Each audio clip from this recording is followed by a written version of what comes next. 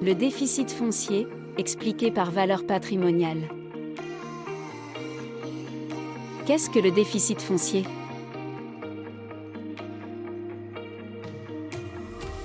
Le déficit foncier est un dispositif créé en 1993 grâce à la loi Balladur. Le dispositif a pour but de réduire les revenus imposables des propriétaires.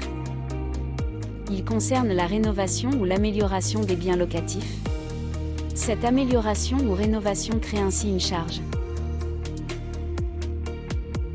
Le déficit foncier représente la différence entre les revenus fonciers et les charges. On parle alors de déficit foncier si le résultat obtenu est négatif. Pour diminuer votre revenu global, on soustrait donc le déficit foncier obtenu.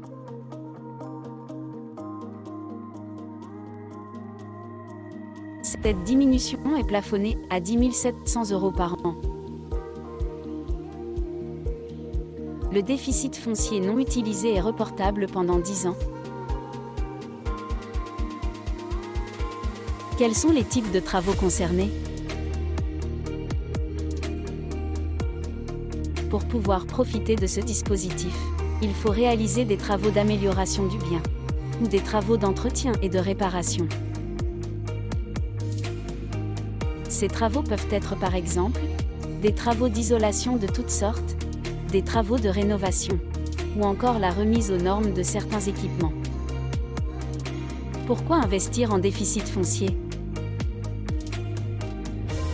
Le déficit foncier offre de nombreux avantages aux propriétaires comme la baisse du revenu global durant la période de travaux, la possibilité d'associer le déficit foncier aux autres dispositifs, la liberté de choisir le bien, ou encore la possibilité d'investir en centre-ville.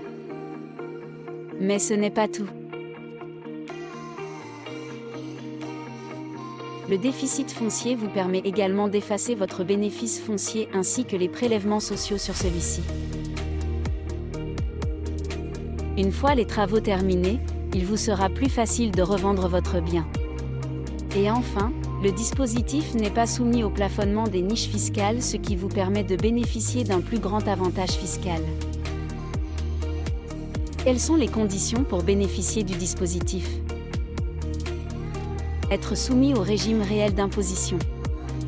Si vous percevez un revenu foncier, vous pouvez bénéficier du déficit foncier. La location continue du bien pour une période de 3 ans. Le déficit foncier est acquis si le bien continue d'être loué jusqu'à la 3e année suivant l'imputation. Et enfin, la continuité des travaux. Vous ne pouvez plus prétendre aux avantages prévus par le déficit foncier si vos travaux sont achevés. Pour plus d'informations sur le déficit foncier ou sur la défiscalisation immobilière, retrouvez-nous sur le site du cabinet Finance Assurance.